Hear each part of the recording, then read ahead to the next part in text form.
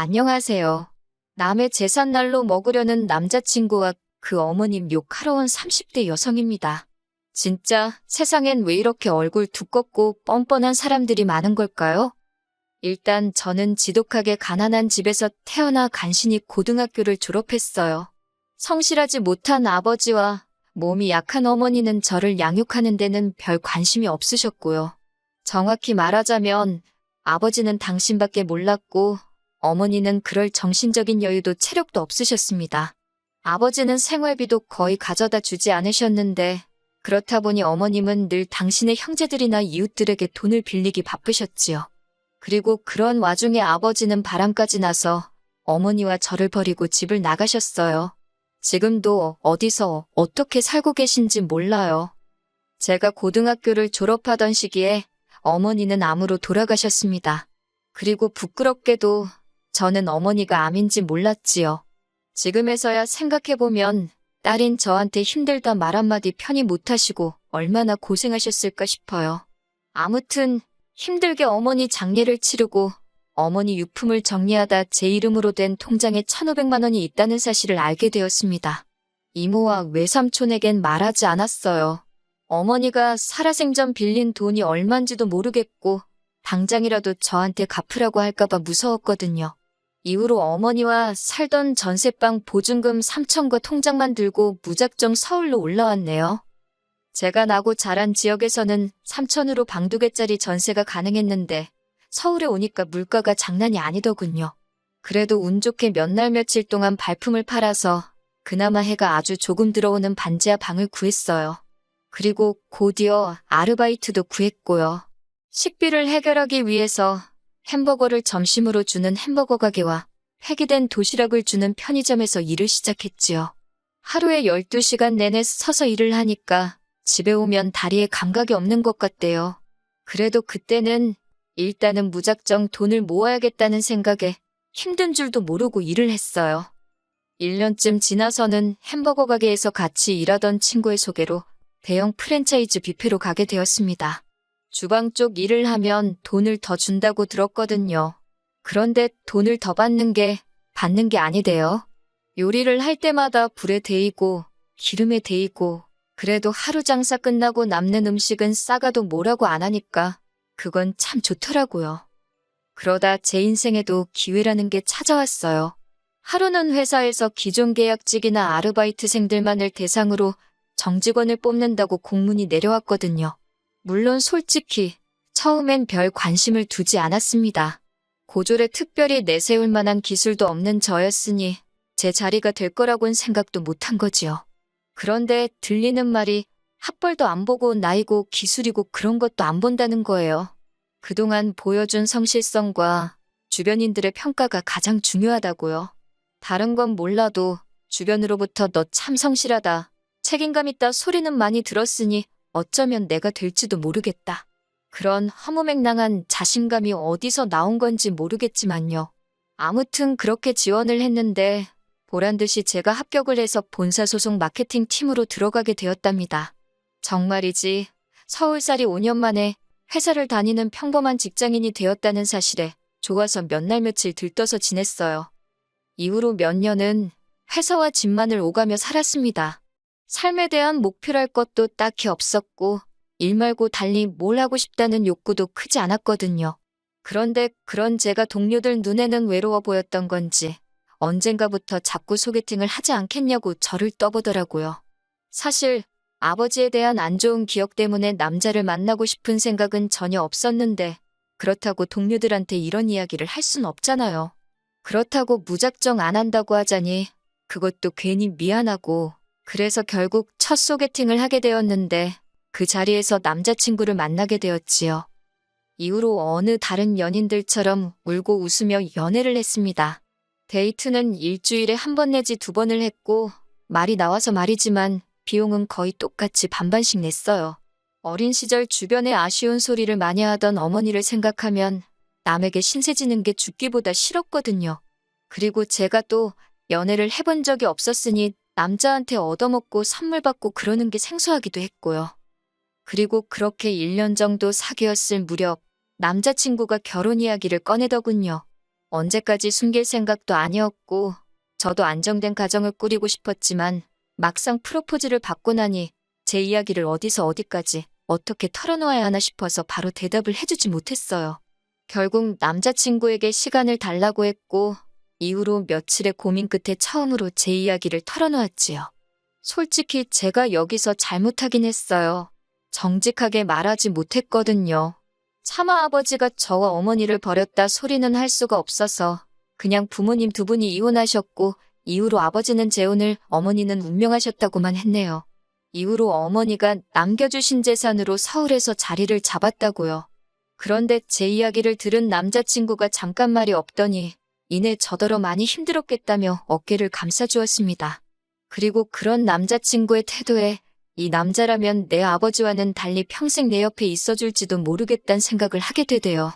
그래서 결국 저희는 부부의 연을 맺기로 약속했습니다. 제 경우 10년 넘게 꼬박 돈만 벌어 모았더니 모아둔 돈만 1억이 넘었어요. 그리고 회사에 입사하고 얼마 지나지 않았을 무렵 아파트 한 채를 샀는데 그게 또 많이 오른 상황이었지요. 아파트를 살 수 있었던 건 그게 지금으로부터 거의 10년 전이기도 하고 그때 부동산 값이 많이 떨어져 있었거든요. 그래서 살던 반지하에 보증금에 모아둔 돈을 보탰고 정규직으로 회사를 다니게 되니까 대출받는 것도 비교적 수월하더라고요. 그래서 과감하게 1억을 대출받아서 서울 강북에 있는 아파트를 하나 산 거였어요. 그리고 외에도 주식이라던가 약간의 재산이 있었기에 이리저리 계산해보니까 제 재산이 8억이 넘더라고요. 그렇다고 제가 남들 하는 거 다 하고 산 건 절대 아닙니다. 제주도 한 번을 못 가보고 커피 한 잔 마시고 싶은 거 꾹꾹 참아가며 모은 재산이었지요. 반면에 결혼하자던 남자친구는 가진 재산이라곤 달랑 6천만 원에 대출 낀 자가용 한 대가 전부였어요. 남자친구가 직장 생활을 거의 8년 가까이 했다 들었기에 처음엔 6억을 6천으로 잘못 들었나 싶을 정도였지요. 제가 좀 당황한 표정으로 그간 돈은 다 어디다 썼냐고 농담처럼 이야기하니 저랑 데이트하는데 썼다는데 그건 솔직히 말도 안 되는 소리거든요. 어이가 없어서 장난하지 말라니까 그제서야 남자친구가 제 눈치를 쓱 보더니 농담이라며 그냥 여행도 다니고 학교 다닐 때 못 해본 거 해보고 그러느라 못 모았다고 하대요. 솔직히 제가 무조건 맞는 것도 아니고 남자친구가 무조건 틀린 것도 아니잖아요. 그래서 뭐라고 하지는 못했어요. 게다가 어쨌든 제 눈에 사랑의 콩깍지가 씌어 있었으니 집이야 내 아파트에 들어가서 살면 되는 거고 돈이야 앞으로 모으면 되는 거지. 그렇게 생각하고 말았네요. 한편 결혼 이야기가 오가자 저도 전과 달리 다른 사람들은 어떻게 입고 다니는지 무슨 관리를 하는지 그런 데 관심이 조금씩 생기더라고요. 그러다 하루는 문득 거울을 봤는데 그동안에는 보이지 않던 제 거칠어진 피부와 푸석푸석한 머릿결이 눈에 들어오대요. 그리고 저도 갑자기 제가 왜 그런 생각을 했는지 모르겠지만 이렇게 사는 건 아니다 싶었습니다. 그래서 그 길로 집 앞에 있는 피부과로 향했어요. 근데 돈도 썩은 놈이 잘 쓴다고 뭐가 이렇게 비싼가 싶더라니까요. 그래도 눈 질끈 감고 200만 원짜리 피부 관리 코스를 끊었습니다. 그리고 이후로 미용실에 가서 두피 관리도 받고 무슨 영양 케어라나 그런 것도 해봤지요. 이튿날은 아침에 마사지를 받고 바로 네일샵으로 이동해서 손톱도 만지고 마지막으로 백화점에 가서 좋은 옷 한 벌 구두 한 켤레 그리고 가방도 하나 샀네요. 총 500만 원 썼어요. 돈을 써서 그런지 거울 속 제 모습이 낯설지만 보기 좋더라고요. 기분이 한껏 좋아져서 의기양양한 태도로 남자친구를 만나러 갔지요. 남자친구를 만나자마자 나 어떠냐고 물어봤어요. 알아봐줬으면 하는 마음이 있었으니까요. 그런데 남자친구가 저를 보더니 조금은 놀라고 당황한 눈치였어요. 약간은 언짢아 보이기도 했고요. 그리고는 저더러 이게 다 무슨 일이냐며 신경 좀 쓴 것 같네 그러대요. 저는 그때만 해도 그게 빈정거리는 소리라곤 생각을 못하고 맞다고 모처럼 돈 좀 써봤다고 했지요. 그러자 남자친구가 꽤나 심각한 표정으로 이런 건 상의를 하고 써야 되는 거 아니냐고 그래요. 이제 결혼하면 공동재산인데 벌써부터 이렇게 독단적으로 마음대로 쓰면 안 되는 거라나요? 좀 황당하더라고요. 까놓고 말해서 제가 벌어서 제 돈 제가 좀 쓴 건데 무슨 말을 저렇게 하나 싶었으니까요. 결국 제가 짜증을 참지 못하고 우리 아직 식을 올린 것도 아닌데 벌써부터 공동재산 운운하는 건 좀 아니지 않냐고 받아쳤어요. 그런데 남자친구가 한다는 말이 우리 어차피 곧 결혼할 사이니까 미리미리 같이 관리하면 좋은 거 아니냐고 그래요. 그러면서 자기는 제가 검소하고 낭비를 안 해서 좋은 건데 벌써 이렇게 다른 모습을 보여주면 곤란하다나요? 검소하고 낭비를 안 해서 좋다는 말이 그때 굉장히 귀에 거슬리더라고요. 마치 저더러 앞으로도 계속 궁상맞게 지냈으면 좋겠다는 식으로 들렸으니까요. 그래서 제가 그냥 결혼 안 하는 게 낫겠다 그래버렸네요. 제가 남자친구를 사랑하는 것도 사실이고 가족을 원한 것도 사실이었지만 그렇다고 계산을 아예 못하는 바보는 아니었으니까요. 그러자 남자친구가 저더러 진심이냐면서 실망이랍니다. 그래서 미안하다 했어요. 그리고는 먼저 카페를 나섰지요. 그러자 남자친구가 이내 쫓아나와 저를 잡대요.